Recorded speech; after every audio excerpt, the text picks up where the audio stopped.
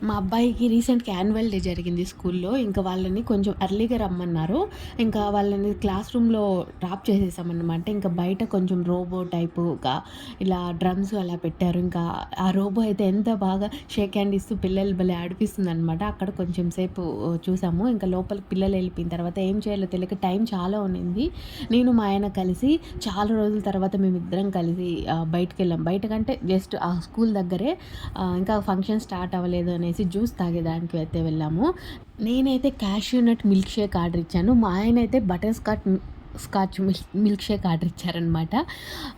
But నా juice అయితే అంటే మిల్క్ షేక్ అయితే ఎంత టేస్ట్ ఉండేదంటే అబ్బా! చాలా నచ్చిందనమాట. అండ్ మా ఆయన ఇచ్చిన మిల్క్ షేక్ అయితే అసలు నాకు అస్సలు నచ్చలేదు ఆ టేస్ట్ అసలు.